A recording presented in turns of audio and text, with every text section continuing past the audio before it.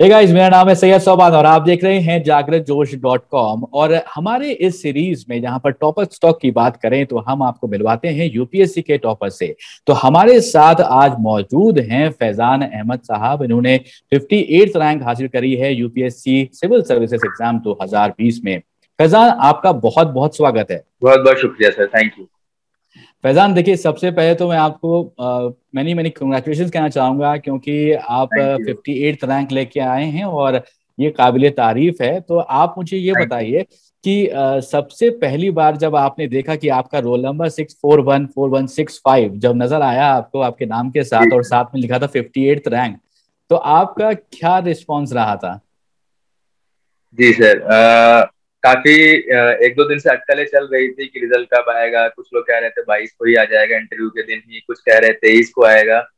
लेकिन मुझे लग रहा था कि इतने जल्दी तो नहीं आएगा 24 को। फिर एक कुछ क्रेडिबल सोर्सेस से कंफर्म हुआ कि 24 को आएगा। तो उस हिसाब से फिर मैंने अपनी प्रभु के सामने दुआएं मांगनी शुरू करी, आराधना करनी शुरू करी कि मेरा रिजल्ट अच्छा आए, पॉजिटिव आए। तो मुझे जी। अभी भी याद है कि ये आया था, एक लास्ट न्यूज मेरे को मिली थी कि शाम को 5 से 6 बजे के करीब आ जाएगा। तो जी। मैं उसी वक्त से आराधना में, नमाज में लग गया था कि हाँ जी, बस दुआ मांग रहा हूँ खुदा से कि मेरा रिजल्ट पॉजिटिव आए। तो ये मैं तभी उसी वक्त था। तो मेरा मैं जब जामिया मिलिया में था, रेजिडेंशियल कोचिंग एकेडमी में, जब मेरा रिजल्ट आया तो उस वक्त मेरे वहाँ पर एक खास दोस्त थे, सॉरी, तो उस वक्त जो मेरे दोस्त थे आफ्ताब कुरैशी, वो मेरे साथ ही बैठे हुए थे और मैं दुआ में था। उसी वक्त मैंने देखा कि मेरा मोबाइल बजता है और रिजल्ट आ गया है। तो मैंने जल्दी से पीडीएफ डाउनलोड करी और मैंने कुछ नहीं, अपना सिर्फ उसमें रोल नंबर सर्च किया। मैंने अपने रोल नंबर के शुरू के 4 अंक ही डाले थे और इतने में ही मेरे को जैसे ही लिस्ट में अपना नाम दिखा, मैंने ये तक नहीं देखा कि मेरी रैंक कितनी आई है, मैं बस तुरंत बिल्कुल खुशी से झूम उठा। मैंने खुदा का शुक्र अदा करा कि ये बहुत अच्छी बात है, और मैंने अपना फोन आफ्ताब को दे दिया। तो उन्होंने ही मुझे फिर ये देख के बताया कि सबसे पहले तो मुझे मुबारकबाद दी, मेरे गले लग के, और बताया कि भाई आपकी 58वीं रैंक आई है। तो जब मैंने ये बात सुनी कि 58वीं रैंक आई, तो मुझे खुद भी यकीन नहीं हुआ। उम्मीद तो कर रहा था, दुआ कर रहा था कि 200 300 में भी आ जाए तो भी ठीक है, लिस्ट में भी नाम आ जाए। लेकिन जब आया रिजल्ट और 58वीं रैंक थी तो खुशी का ठिकाना नहीं था कुछ। बहुत ज्यादा खुशी हुई, दोस्तों से मिला, सबकी जी। बधाइयां ली, मुबारकबाद दी, और इस तरह से मेरा वो रहा था, वो जी। उस जी। वो लम्हा मेरा इस तरह का था। जी। तो फैजान, अब आपसे हम थोड़ा सा स्ट्रैटेजी के बारे में, आपके प्लानिंग के बारे में भी बात करेंगे, लेकिन उससे पहले जो है यहाँ पर हम आपसे जानना चाहते हैं कि कौन सा शहर है भारत का वो जहाँ से फैजान साहब आते हैं, और क्या उनका बचपन वहीं उसी शहर से बीता, कैसे थे आप स्कूल में, ये सब बताइए हमें। जी। तो सर, मैं बिलोंग करता हूँ उस शहर से जिसको आज कहते हैं, अगर प्रख्यात है या शायद कुछ लोग कुख्यात भी कहते हैं, कोचिंग फैक्ट्री के नाम से। तो मैं कोटा राजस्थान का रहने वाला हूँ। मेरी पैदावार, मैं यहीं पर ही पैदा हुआ, मेरी जन्म यहीं था। उसके बाद मेरी प्रारंभिक जो प्राथमिक और बाकी की शिक्षा थी, स्कूली शिक्षा, वो कोटा राजस्थान में सेंट पॉल स्कूल माला रोड के द्वारा हुई थी। उसके बाद 2014 में मैंने बीटेक मैकेनिकल इंजीनियरिंग में एडमिशन लिया, और 2018 में राजस्थान टेक्निकल यूनिवर्सिटी कोटा से बीटेक मैकेनिकल इंजीनियरिंग में उत्तीर्ण की। 2018 के बाद मेरे को एक जॉब ऑफर आया कोटा की एक प्रख्यात कोचिंग इंस्टीट्यूट, रेजोनेंस करके उसका नाम है। वहां से एक ऑफर लेटर आया मुझे कोचिंग पढ़ाने के लिए। लेकिन जब मैं इस कश्मकश में था कि मुझे ज्वाइन करना चाहिए या नहीं करना चाहिए, क्योंकि कहीं ना कहीं दिमाग में ख्याल था कि हाँ, यूपीएससी करना है, कभी तो करना है, लेकिन एक ये रहता था कि अभी 2 3 साल ऐश करे जाएं, क्योंकि लोग कहते थे यूपीएससी में अगर आप घुस गए तो आपको मजे करने का वक्त नहीं मिलेगा, बस 15 15 घंटे पढ़ाई करने रहेगी। तो उससे थोड़ा एक डर भी था मन में। लेकिन जी। फिर मेरे घर वालों ने, मेरे दोस्तों ने मेरा हौसला अफजाई करी, हौसला बढ़ाया, बोला कि नहीं, आपको यूपीएससी करना चाहिए। अगर आप सोच रहे हो 2 साल बाद करोगे तो अभी क्यों नहीं, और अर्ली स्टार्ट हम्म। करेंगे तो हो सकता है प्रमोशन के थ्रू टॉप तक भी, सेक्रेटरी रैंक तक पहुंच पाए। तो 2018 के अक्टूबर से मैंने यूपीएससी की तैयारी शुरू कर दी थी सर। अच्छा, तो ये आपका सेकेंड अटेम्प्ट था, पहले अटेम्प्ट में क्या रहा था? जी, ये मेरा सेकंड अटेम्प्ट था। पहला अटेम्प्ट मैंने हैदराबाद से दिया था। पहले अटेम्प्ट में मैंने तैयारी करी थी, मुझे लगा था शायद तैयारी में कुछ कमी रह गई है, रिवीजन का सफिशिएंट टाइम नहीं मिल पाया, जिसकी वजह से मेरा प्रीलिम्स भी 10 से 15 मार्क्स से रह गया था। ओके। तो बहुत खुशी की बात है कि सेकेंड अटेम्प्ट में आपने 58th रैंक लेके आए हैं आप, और पहले अटेम्प्ट में यहाँ तक बहुत सारे हमारे देखने वाले जो दर्शक हैं जो प्रिपेयर कर रहे हैं ऑलरेडी, वो निराश हो जाते हैं कि हमारा प्रीलिम्स नहीं क्लियर हुआ है तो हम कैसे आगे बढ़ पाएंगे। लेकिन आपने हौसला रखा और सेकंड अटेम्प्ट में आपने 58 रैंक लेकर के आए हैं।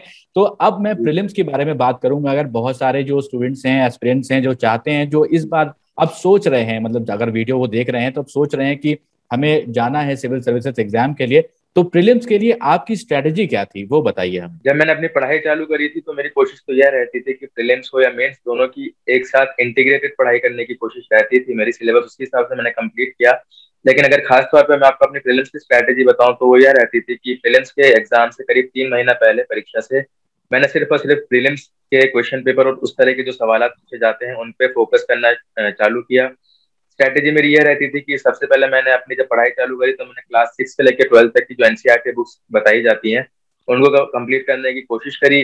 जब मेरा एक बार वो कंप्लीट करके रिवीजन हो गया, उसके बाद फिर मैंने स्टैंडर्ड बुक्स जैसे पॉलिटी की लक्ष्मीकांत काफी फेमस है, उसके बाद मॉडर्न हिस्ट्री की स्पेक्ट्रम हो गई, या इस तरह की जो किताबें आती हैं जो रेफरेंस बुक जिन्हें कहा जाता है खासकर यूपीएससी के लिए, उनसे मैंने पढ़ाई करना चालू किया।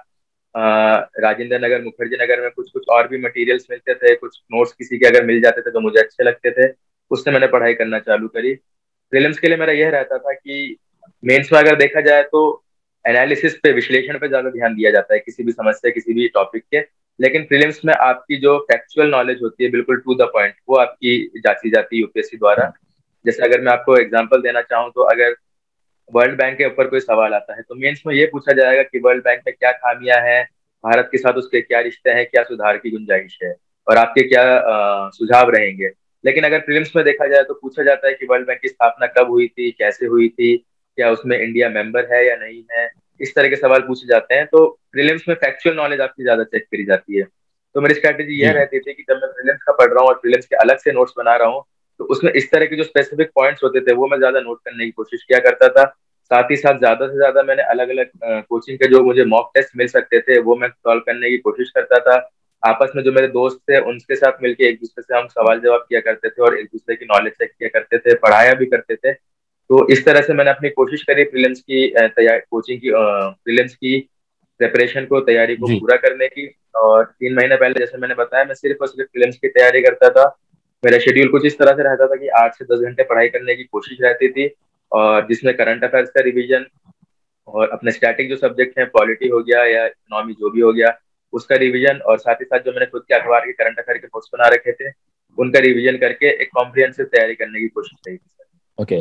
फैजान, अब आपने बताया जैसे कि 8 से 10 घंटा आप पढ़ाई करते थे, तो बीच में थोड़ा बहुत वक्त अगर बोर हो जाता है आदमी पढ़ाई करते करते, तो उस वक्त को कैसे आप यूटिलाइज करते थे, क्या करते थे, क्या करना पसंद है आपको? जी बिल्कुल। 8 से 10 घंटा से लगातार पढ़ाई करना तो मुश्किल है। मेरा शेड्यूल कुछ इस तरह का रहा करता था कि मैं 1 घंटा पढ़ाई करता था और फिर 10 से 15 मिनट का कुछ ब्रेक ले लिया करता था। तो जो मेरा ब्रेक टाइम रहता था उसमें मैं कभी यूट्यूब पे कुछ सॉन्ग सुन लिया करता था, या फिर नीचे जाके कहीं आसपास टहल लिए, अपने दोस्तों से कुछ बात कर ली। मतलब कुछ ऐसा काम करता था जो पढ़ाई से बिल्कुल हटकर हो, या कभी चाय जाके पी आई, इस तरह से कुछ मैं अपने आप को रिफ्रेश करने की कोशिश करा करता था। और मैंने डेली का रूटीन था कि जैसे मेरे को फुटबॉल खेलना बहुत पसंद है, तो मेरे कुछ जो दोस्त है वो भी यूपीएससी की तैयारी कर रहे थे। शाम को जी उनके साथ हमारा रोजाना ये प्लान रहा करता था कि 5 से 6 1 घंटा करीब फुटबॉल खेला जाए, ताकि शारीरिक जो क्षमता है उसका भी विकास होता रहे, और जी। दिमाग को भी इस जो रूटीन से, रवैये से जो ढल जाता है, परेशान हो जाता है, उसको भी एक रिचार्ज मिले। तो इस तरह से मैं अपना जो पढ़ाई और इसका बैलेंस बना के रखता जी। तो ये देखिए, बहुत एक अच्छी बात है कि आप एक स्पोर्ट्स एक्टिविटी में भी इन्वॉल्व रहते थे, जिसमें आप अपने F5 जिसे कहते हैं कंप्यूटर में रिफ्रेश करने के लिए अपने आप को हूँ। आपने बिल्कुल। वो यूज किया। तो चलिए जी अब आगे बढ़ते हैं। हम आपसे ये जानना चाहते हैं कि देखिए, आपका प्रीलिम्स क्लियर हो गया, उसके बाद मेंस की स्ट्रेटजी के लिए एक तो पहली बात की ऑप्शनल सब्जेक्ट आपका क्या रहा और वो कैसे जी चूज किया आपने, और फिर मेंस की स्ट्रेटजी कैसे बनाई आपने, क्या तैयारी करी?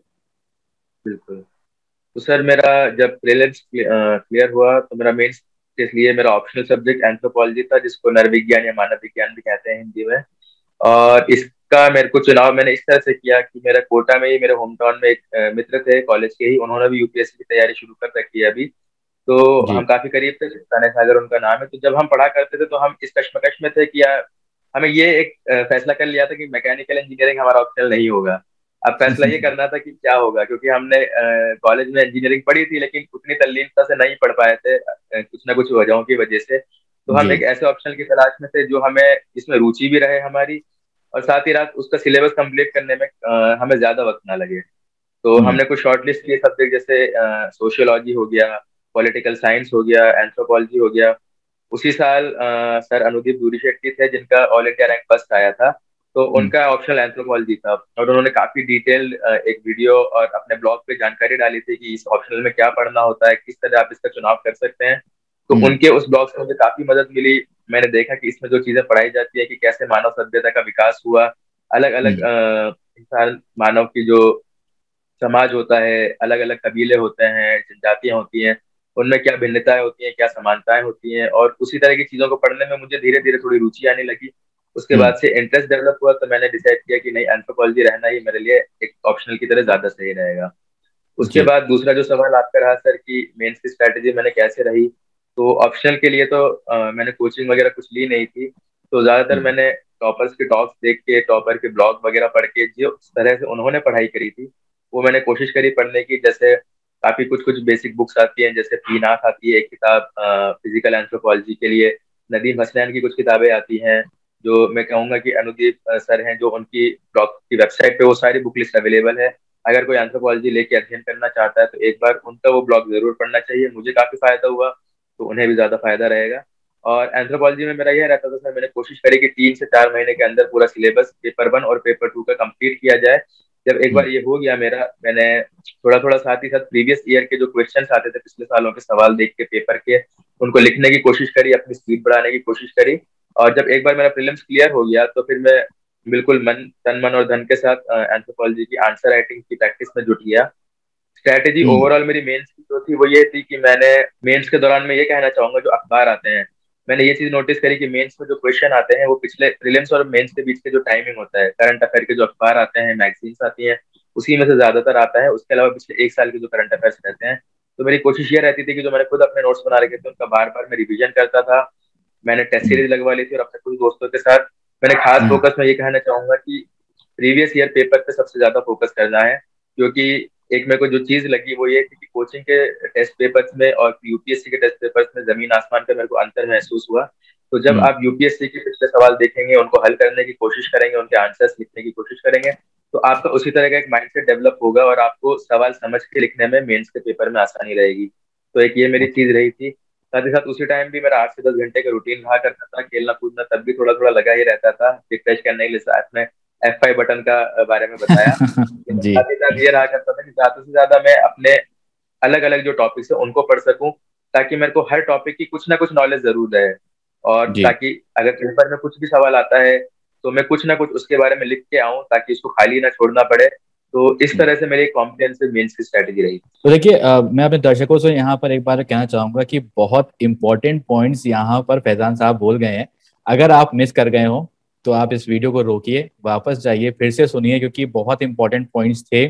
जहाँ पर जो सोर्सेज इन्होंने यूज किए हैं वो आप भी यूज कर सकते हैं, तो उसको जरूर सुनिएगा, और चाहे तो आप नोट भी कर लीजिए उनको कहीं पे, क्योंकि ये वीडियो आप एक बार देखेंगे, बार बार नहीं देखेंगे। इसलिए एक बार देख रहे हैं तो ध्यान से देखिए, सारे पॉइंट्स को अपने पास नोट करके रख लीजिए। उसके बाद उन रिसोर्सेज को आप भी यूज कर सकते हैं। फैजान, बढ़ते हैं अगले पॉइंट की तरफ। और अब मैं आपसे जानना चाहूंगा कि आप जो रिवीजन करते थे, क्योंकि एक बहुत इंपॉर्टेंट रोल प्ले करता है रिवीजन पढ़ाई में, क्योंकि इतना वास्ट सिलेबस है और हर चीज को बिल्कुल। याद रख पाना बहुत मुश्किल काम है। तो रिवीजन के लिए आपकी स्ट्रेटजी क्या रहती थी कि आप हमें शॉर्ट में बताइए कि क्या करते थे आप रिवीजन के लिए। सर रिवीजन के लिए मैंने जो अपने खुद के नोट्स बना रखे थे उन्हीं पे ज्यादा रिलाई किया। मैं ज्यादा से ज्यादा जितनी बार हो सके, यूपीएससी का एक गोल्डन रूल किसी ने मुझे, एक मेरे सीनियर ने बताया था कि जितनी बार रिवीजन किया जाए उतनी बार ही कम है। तो आपको लग रहा है 1 बार 2 बार 3 बार, रिवीजन के साथ साथ जितनी बार आप रिवीजन कर सकते हैं, लेकिन कोशिश ये करिए कि एक ही बुक को बार बार पढ़िए। एक सब्जेक्ट की 2 बुक्स को 3 बुक्स को बार बार पढ़ने से आपको उसको रिटेन करने में परेशानी आएगी। तो रिवीजन का मेरा मूल मंत्र यह रहता था कि जो मैंने नोट्स बनाए हैं उन्हीं को बार बार लिख के कभी याद करने की कोशिश करता था, कभी मन ही मन में दोहरा के याद करने की कोशिश करता था। लेकिन रिवीजन की यही थी कि जितनी ज्यादा बार हो सके उन चीजों को आपको लिखना है, पढ़ना है, ज्यादा से ज्यादा टेस्ट पेपर सॉल्व करना है। क्योंकि एक चीज मैं यहाँ पे ध्यान दिलाना चाहूंगा कि आप एक किताब को 10 बार पढ़ लेंगे, लेकिन अगर एक उसी किताब के ऊपर आप 500 क्वेश्चन सॉल्व कर लेंगे, तो जो आप 500 सवाल उसके हल करेंगे उससे ज्यादा आपको बहुत ज्यादा फायदा होगा, बजाय उस एक किताब को, पॉलिटी हो गई या इकोनॉमिक ज्योग्राफी, उसको 10 या 20 बार पढ़ने से भी। तो सर मेरा रिवीजन का यही रहता था, मैं ज्यादा से ज्यादा सवाल सॉल्व करता था, तो मैं पता लगाता था कि मेरी क्या खामियां रह रही है, क्या कमजोरी रह रही है, और उनको इम्प्रूव करने की कोशिश करता था। ओके, तो चलिए अब हम आगे बढ़ते हैं और आपसे ही जानना चाहेंगे कि देखिए अब मेंस मान लीजिए आपका क्लियर हो गया, अब इंटरव्यू के लिए तैयारी करनी है। तो उसके लिए एक मेरे ख्याल से मेन से पहले ही डैफ फॉर्म भरना होता है आपको। तो जी आपने जब डैफ भरा था, और क्योंकि इंटरव्यू से बहुत रिलेशन होता है, जब आपके पैनल आपका बैठा होता है तो आपका डैफ ही देख करके उससे आपसे सवाल पूछे जाते हैं ज्यादातर। तो आपने डैफ कैसे भरा था, और इंटरव्यू की प्रिपरेशन के लिए क्या पहले ही सोचा था आपने कि उसको भरते वक्त कि मैं इंटरव्यू देने जाऊंगा तो मैं इसको इस तरह से भरता हूँ कि मुझसे ऐसे सवाल पूछे जाएं? जी जी। जो मेरे कुछ सीनियर्स थे जो ऑलरेडी सर्विस में थे या इंटरव्यू दे चुके थे, मैंने उनसे डैफ करने से पहले काफी विचार विमर्श किया। उन्होंने बताया कि जब आप अपना पहला इंटरव्यू दे रहे होते हैं तो आपके डैफ आधारित ही ज्यादातर आपसे प्रश्न पूछे जाते हैं। तो जिसमें आपकी रुचियां हो गई, आपकी हॉबी, आपकी क्या क्या पुरस्कार हैं, अचीवमेंट है, आप इस हिसाब से भरिए जिनको आप प्रिपेयर कर सकें, अच्छे से आप उनको जवाब दे सकें, और बोर्ड के सामने आपसे वही पूछा जाएगा। तो जैसे मैंने अपनी रुचि और हॉबी में भरा था कि मुझे फुटबॉल खेलना पसंद है, मुझे घूमना फिरना, ट्रैवलिंग काफी अच्छा लगता है, और साथ ही साथ मुझे ऐतिहासिक डॉक्यूमेंट्री देखने का काफी शौक है। तो मेरे से हम्म। ज्यादातर अपने इंटरव्यू में सवाल भी उसी तरह के पूछे गए। तो डैफ भरने के बाद जैसे मैंने आपको बताया कि क्या क्या कुछ चीजें तो उसमें जैसे फिक्स होती है कि आप कहाँ के रहने वाले हैं, कहाँ आपने पढ़ाई करी, वो तो आपका जो है वो आपको भरना ही पड़ता है। लेकिन इंसान हम्म। की हो सकता है काफी सारी रुचि हो अलग अलग तरह की, तो उसमें जो रुचि आप उस वक्त परस्यू कर रहे हैं, जिसको आप फॉलो कर रहे हैं, वो आपको भरना चाहिए, जिसमें आपको सही में इंटरेस्ट हो। और क्योंकि सवाल उसी से ज्यादा पूछे जाते हैं, तो मैंने अपने हम्म। सीनियर से विचार विमर्श करके ये किया। साथ ही साथ जब इंटरव्यू का कॉल आया तो वहीं पे जब मैं जामिया की रेजिडेंशियल कोचिंग एकेडमी में पढ़ रहा था, तो मेरी कुछ दोस्त थी वहां पे, उनके साथ मैंने एक इंटरव्यू का डिस्कशन का ग्रुप बनाया, जिसमें हम कॉमन जो करंट अफेयर के टॉपिक्स रहते थे एक दूसरे से डिस्कस किया करते थे, बातचीत करके हमने एक दूसरे को निखारने की कोशिश किया करते थे कि इस तरह के सवाल का जवाब आप किस तरह दे सकते हैं। अगर आपसे कोई कठिन सवाल पूछा जाए जिसमें आप असहज हो पा हम्म। रहे हैं, तो आप उसको किस तरह से एक अच्छा जवाब देके बच निकल सकते हैं। और साथ ही हम्म। साथ हम आपस में एक दूसरे के मॉक इंटरव्यू बार बार हर हफ्ते एक आध मॉक इंटरव्यू लिया करते थे, जिससे मुझे लगा काफी मेरे को सहायता हुई अपना डैप का प्रिपरेशन करने में। और शायद हम्म। उसी की वजह से था कि मेरे इंटरव्यू के मार्क्स भी काफी अच्छे रहे। जी। तो मैं आपसे एक चीज यहाँ पर और पूछना चाहूंगा कि इंटरव्यू जब आप देने जा रहे थे, धौलपुर हाउस में इंटरव्यू होता है, सभी को मालूम है। जी तो उस दिन के बारे में आप मुझे बताइए कि क्या सोच के जा रहे थे, क्या प्लानिंग थी? क्या आपने कुछ कपड़ों पे ज्यादा ध्यान दिया था कि लोग बताते हैं कि ऐसे कपड़े पहनिए वैसे कपड़े पहनिए? तो आप क्या पहन के गए थे, क्या सोचते हुए गए थे, और क्या पढ़ाई करके गए थे उस दिन की बात बताइए जिस दिन आपका इंटरव्यू था। जी। तो इंटरव्यू के पहनावे के लिए तो मैं ये बोलूंगा कि मैंने ऑलरेडी एक कोट और पैंट सूट सिलवा लिया था, जो मैंने तय करा था कि मैं ये पहनूंगा। टाई वगैरह मैंने और जूते सब ऑलरेडी पिक कर रखे थे, ताकि लास्ट मोमेंट पे मेरे को कोई डाउट, कोई शक ना है कि यार ये पहनना है या ये पहनना है। तो मैंने पहले ही डिसाइड कर लिया था, और इसको चुनने में मेरे दोस्तों ने मेरी काफी मदद करी। तो पहनावा बिल्कुल आपको सभ्य और शालीन रखना है। कोई महंगे कपड़े या इस तरह का आपसे यूपीएससी एक्सपेक्ट नहीं करता है। काफी लोग होते हैं जो मैंने देखे 15-15, 20-20 हजार रुपए के सूट सिलवा के पहन के जाते हैं। लेकिन यूपीएससी को चाहिए कि आपका सूट जो भी पहनावा है, एक फॉर्मल ड्रेस, फॉर्मल अटायर होना चाहिए, वेशभूषा आपकी उस हिसाब से रहनी चाहिए। तो मैं ब्लू कलर का कोट और पैंट पहन के गया था सूट वहां पे। और आपका दूसरा सवाल कि मेरे क्या विचार थे, किस तरह की बातें मन में आ रही थी, तो इंटरव्यू से एक रात पहले मेरे को थोड़ा थोड़ा टेंशन, थोड़ा फील होने लगा था कि यार कल इंटरव्यू है, बहुत बड़ा दिन है, कोशिश हो जाए कि साइकिल से बाहर निकल जाए, इसी बार लिस्ट में नाम आ जाए। तो उसमें जो मेरे दोस्त थे उस वक्त, उन्होंने मेरी काफी मदद करी, मेरा मोटिवेशन बढ़ाते रहे। मेरे को अगर थोड़ा भी फिक्रमंद अगर वो दिखते थे तो मेरा हौसला अफजाई करते रहते थे वो। अगले दिन मैं जब सुबह उठा इंटरव्यू के लिए, मैंने तैयारी करी, तो मैं हमेशा अपने आप से यही एक खुद से बातचीत करता रहा कि नहीं, तुमने बहुत तैयारी करी है फैजान, तुमने अपना पूरा 100% दिया है। तो बस वहां पे जाके अपना नेचुरल गेम, जैसे सहवाग का नेचुरल गेम रहता है, वैसे दिखाना है, आपको चेंज नहीं करना है। जो आपने अभी तक प्रैक्टिस करी, चाहे सवाल कैसे भी आए, आपको आपकी जो पर्सनैलिटी उससे ऑनेस्ट रहना है बिल्कुल। क्योंकि इंटरव्यू बोर्ड में जो आपका इंटरव्यू ले रहे होते हैं यूपीएससी के पैनल मेंबर्स, काफी ज्यादा ही वो एक्सपीरियंस होते हैं। तो वो जी। पकड़ लेते हैं कि कहीं आप झूठ बोलने की कोशिश कर रहे हैं, क्या आप दिखावा करने की कोशिश कर रहे हैं। तो ऐसा मेरा कहना है कि इस तरह की कुछ कोशिश ना करें वो। आप वहां पे जाएं, बिल्कुल आराम से सवाल पूछे गए मुझसे, ज्यादातर डैश बेस्ड मेरे क्वेश्चन थे। तो मैंने जो अपने आप को मोटिवेशन देता रहा, हौसला अफजाई करता रहा खुद की, यहाँ तक कि इंटरव्यू से जाने से पहले 5 मिनट तक आपको रूम के बाहर बिठा के रखते हैं। तो शुरुआत के 2-3 मिनट मुझे वहां भी थोड़ी टेंशन रही कि कब नंबर आएगा, कब नंबर आएगा। लेकिन वहां भी मैं अपने अच्छे पल, अपने दोस्तों को, अपने माता पिता को याद करता रहा कि उनकी मुझसे बहुत उम्मीदें हैं, मैंने बहुत पढ़ाई करी है। और अंदर कोई मेरे को सीबीआई वाले पूछताछ करने नहीं बैठे हैं।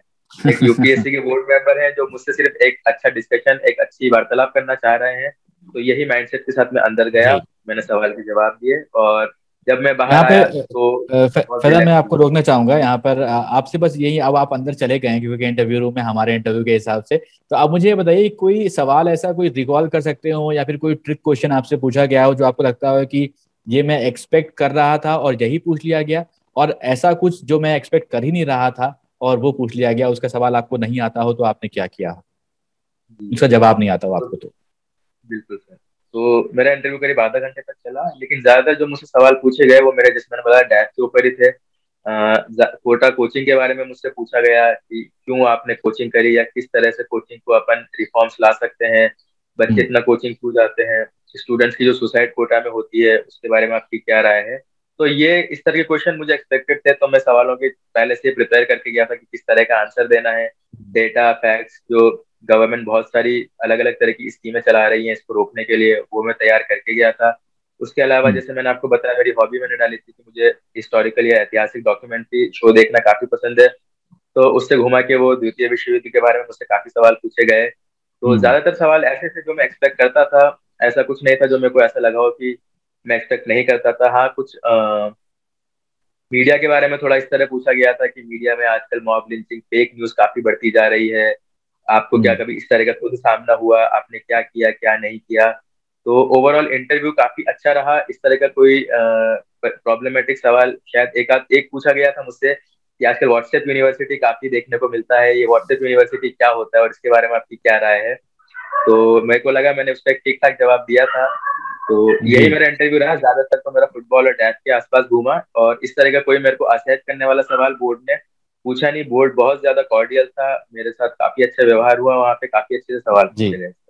तो आपने यहाँ पे व्हाट्सएप यूनिवर्सिटी के बारे में बताया, तो मैं आपसे एक चीज़ और पूछना चाहूँगा कि क्या आप अपने प्रिपरेशन के दौरान सोशल मीडिया यूज़ करते थे? जी। जी सर, जब मैंने प्रिपरेशन स्टार्ट की तो काफी लोगों को, टॉपर को सुना था सोशल मीडिया बिल्कुल छोड़ देना चाहिए। लेकिन मेरे को ऐसा लगा था कि अगर आप किसी चीज को नियंत्रित तरीके से इस्तेमाल कर सकते हैं, जैसे कहा जाता है अति हर चीज की बुरी होती है। तो जी। मैं, जी हाँ, सोशल मीडिया मैंने यूज किया था, लेकिन काफी कम यूज करता था। जैसे व्हाट्सएप में कभी कभी चला लिया करता था, कभी मैं इंस्टाग्राम चला लिया करता था कनेक्टेड रहने के लिए। क्योंकि मैं एक चीज बताना चाहूंगा, इंस्टाग्राम पे भी काफी सारे ऐसे अच्छे अच्छे अकाउंट्स हैं, पेजेस हैं, जो आपको बहुत अच्छी सारी न्यूज आइटम्स देते हैं जो इवन यूपीएससी में आपको काम आ सकती है। तो हम्म। इस वजह से मैं अपने फुटबॉल का भी जो मेरे को एक शौक था उसके इंस्टाग्राम के थ्रू कनेक्ट रहता था उससे। तो मैंने यूज किया है सर, मैंने इस्तेमाल किया है, लेकिन बहुत ज्यादा नहीं। अगर मैं कहना चाहूंगा, दिन भर में आधा घंटे से 45 मिनट ही मेरा सोशल मीडिया के वक्त बिताया करता था। उसके हम्म। अलावा मैंने कुछ ज्यादा उसका यूज नहीं। ठीक है। तो देखिए, हर चीज़ के पॉजिटिव और नेगेटिव्स होते हैं, तो यहाँ पर आपने बिल्कुल वही बोला कि लिमिट में आपने यूज़ किया सोशल मीडिया को। बहुत सारे बिल्कुल। हमने और पहले भी बात करी हुई है यूपीएससी टॉपर्स से, तो उनका कहना था, कुछ कहते हैं कि वो यूज़ करते हैं लेकिन लिमिट में करते हैं, कुछ कहते हैं कि बिल्कुल छोड़ देते हैं, वो सिर्फ फ़ोन ऑडियो कॉल से ही बात करते हैं, मैसेज से बात करते हैं जो नॉर्मल फ़ोन्स के होते हैं। तो देखिए, हर चीज़ को लिमिट में आप यूज़ करेंगे तो कोई प्रॉब्लम नहीं है, जहाँ तक मुझे भी लगता है। ये बिल्कुल पर्सनल थॉट है मेरा, और ये फैजान साहब आपका भी मेरे ख्याल से यही थॉट है कि आप लिमिट में यूज बिल्कुल। यूज कीजिए। तो चलिए, अब हम अपने इंटरव्यू की इस एंड की तरफ बढ़ रहे हैं, तो आपसे मैं ये जानना चाहूंगा, लास्ट वर्ड्स जो एस्पिरेंट्स हैं उनको मोटिवेट करने के लिए फैजान क्या कहना चाहेंगे? तो सर, प्रीलिम्स काफी नजदीक है, 10 अक्टूबर को प्रीलिम्स होने वाला है, मुश्किल से 9-10 दिन ही रह गए हैं। तो जो भी मेरे दोस्त हैं जो आगे का ये इस बार का अटेम्प्ट देना चाहेंगे, मैं उनको यही कहूंगा कि सबसे जरूरी है आप अपने पे यकीन रखें। कुछ आखिरी के जो 10 दिन होते हैं, एक हफ्ता होता है, उसमें नॉर्मल है, सभी के साथ टेंशन रहती है, सभी को एंजाइटी होती है, परेशानियों का सामना करना पड़ता है। मैंने भी किया था, लेकिन आपको खुद पे यकीन, दृढ़ निश्चय के साथ आपको इस पेपर की तैयारी करके उसको, जो आप तैयार रखिए, ये ध्यान दीजिए कि 1 साल तक जो आपने तैयारी करी है उसके ऊपर आपको भरोसा रखना है और खुश रहने की कोशिश करिए। अगर आपको आखिरी के 10 दिनों में कुछ लग रहा है कि मुझे कभी कहीं आसपास थोड़ा घूम के आना चाहिए, कुछ अच्छा खाइए आप जिससे आपका दिल खुश रहे। मुझे लगता है कि इंसान जब खुश रहता है तो उसके साथ चीजें भी अच्छी होती रहती हैं। तो परसिवरेंस और डेडिकेशन आप दिखाते रहिए, एग्जाम उस हिसाब से दीजिए।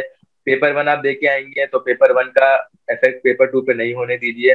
जैसे मैं एक इंसिडेंट शेयर करना चाहूंगा। लास्ट ईयर मेरे एक दोस्त थे जिनको पेपर 1 जब वो बाहर दे के निकले तो उनको लगा कि मेरा पेपर 1 बिगड़ गया है, इसमें तो मेरा कट ऑफ क्लियर नहीं होगा, और उसकी वजह से जो पेपर 2 सीसैट का होता है उसकी परफॉर्मेंस पे और प्रदर्शन पर उनका काफी प्रभाव पड़ गया उस रिजल्ट का।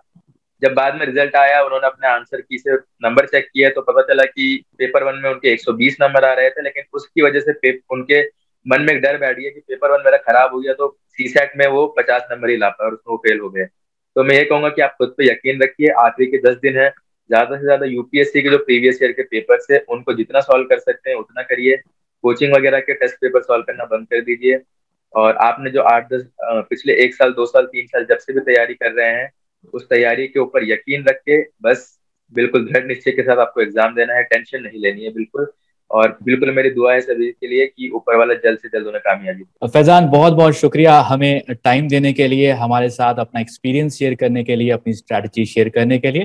Thank you so much once again. तो देखिए, ये थे हमारे साथ फैजान साहब जो कि यूपीएससी में इस बार लिस्ट में रहे हैं, और हम ये दुआ करेंगे कि वो आगे भी इसी तरह से अच्छे काम करते रहें, क्योंकि अब वो आईएएस बन चुके हैं, ऑलमोस्ट बन चुके हैं, क्योंकि अभी ट्रेनिंग बाकी है। और अब आपको मुझे बताना है कमेंट करके कि आपको ये वीडियो कैसा लगा। अगर अच्छा लगा हो तो लाइक करें, अपने इस वीडियो को अपने दोस्तों के साथ भी शेयर करें और सब्सक्राइब करें Jagran Josh .com। Thank you so much for watching this video. Have a great day ahead. Bye bye.